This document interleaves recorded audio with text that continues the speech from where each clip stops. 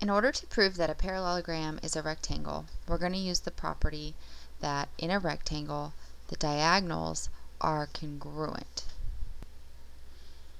So even though in this quadrilateral we don't have any diagonals drawn, we can go ahead and draw some in ourselves.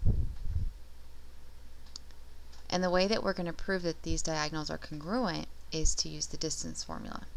So we're going to use the distance formula to find the distance of PR, the diagonal PR, and then we're going to use the distance formula to find the diagonal length of QS. So we first want to identify the coordinates of P, which is -1, 2, 3, 4, 5, and then up 1, 2, 3. And the coordinates of R, which is over -1, 2, -1, and then down -1, 2, 3, 4. So we're going to use these points in the distance formula. So we have x minus x squared plus y minus y squared. So substituting our values in the formula, we would have x minus x, -5 minus -1, square it, plus y minus y, 3 minus a -4 squared. So if we input it in our calculator, we get the square root of -5 minus a -1 squared plus 3 minus a -4 squared, and that's going to give us 8.06. or 8.1 if we round up. Now we want to find the coordinates for diagonal SQ. Q is going to be -1, -1, or sorry, +1, -1, because we go to the right one, down one. And then S is going to be -1, 2, 3, 4, 5, 6, 7. And since we don't go up or down any, 0. So to find the distance of QS, we use the same formula, x minus x squared plus y minus y squared. And I'd like for you to pause the video, substitute these values in to find the length of QS, and see if you get what I get. Okay, and I also got 8.1 or 8.06 for the length of QS. Now what we've done here is we've proven that diagonal QS is congruent to diagonal PR, because 8.1 equals 8.1. So we proved that PQRS is a rectangle by proving the diagonals are congruent. The next special parallelogram that we learned about is a rhombus, and in order to prove on a coordinate plane whether or not a parallelogram is a rhombus, once again we're going to look at the properties of the diagonals. In a rhombus, the diagonals are perpendicular. And that's why it's important to remember that perpendicular lines have opposite reciprocal slopes. So the first step to prove that a parallelogram is a rhombus is to find the slope of each diagonal.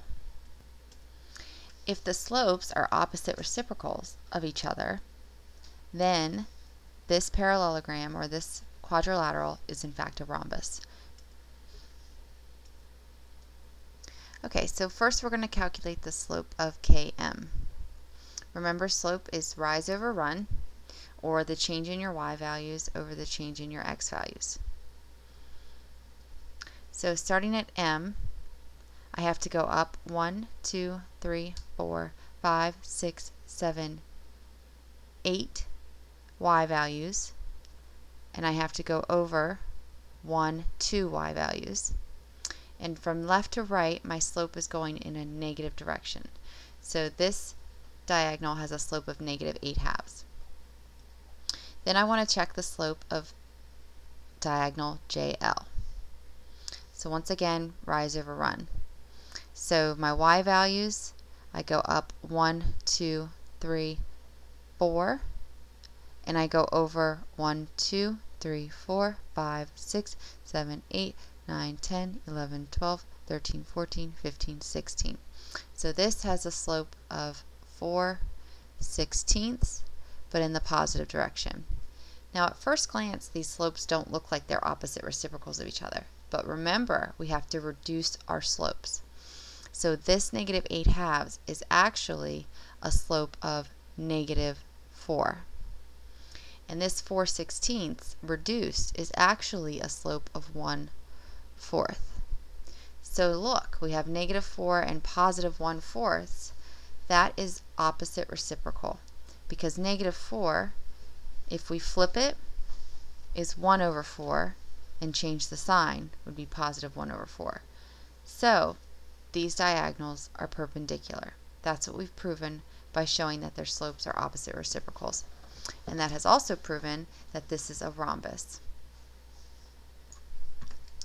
Okay, the next part of our problem asks, how can we disprove that it's a rectangle?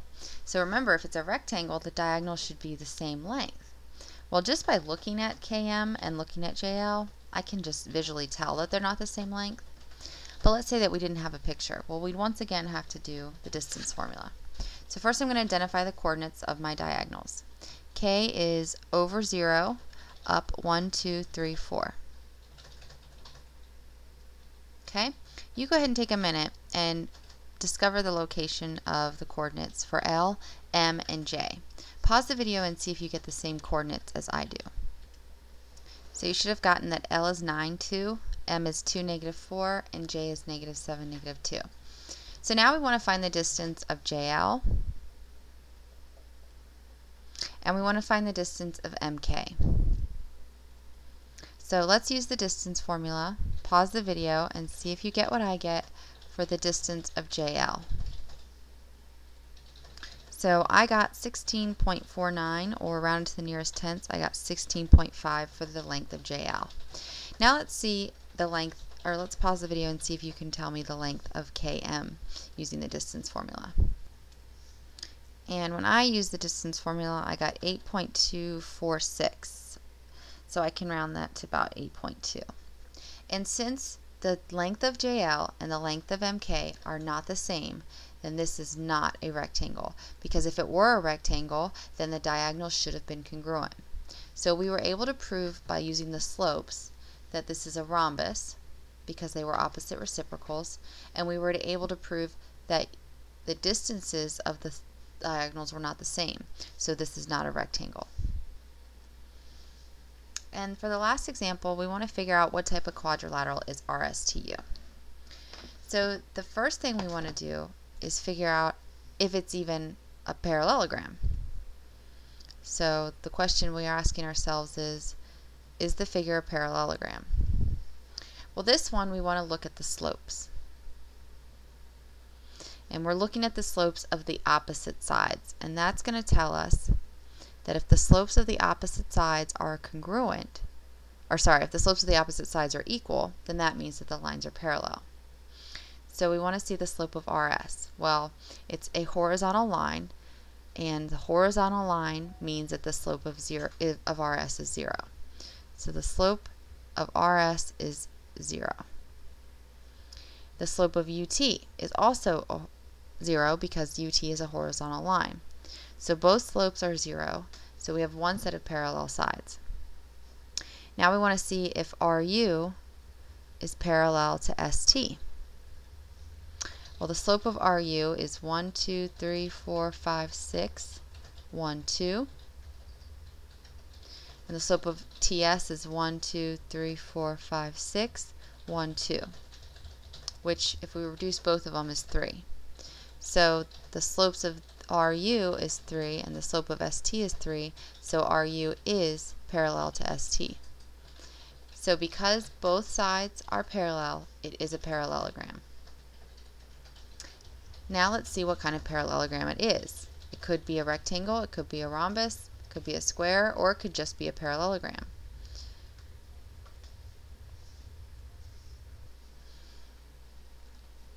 So let's see if it's a rectangle. If it's a rectangle, then the diagonals are going to be congruent. Okay, so what I've done is I've identified the coordinates of the endpoints for the diagonals. So we're first going to start off by finding the distance of US and the distance of RT. So using the distance formula, I'd like for you to pause the video and see if you get what I get for the length of US. And you should have gotten the length of US is 11.7. Now to see if RT is congruent to that, we're going to find the distance of RT. So pause the video and see if you get what I get for the distance of RT. Actually, let's fix this real quick. This should have been a -3. It says it's -1, 2, 3, +2. So we're going to use those coordinates to find the distance of RT. And you should get a distance of 8.5. Now, the diagonals aren't congruent. So this is not a rectangle. Now let's see if it's a rhombus. If it's a rhombus, the diagonals are going to be perpendicular to each other. So we're first going to find out the slope of RT, and then we're going to find the slope of US.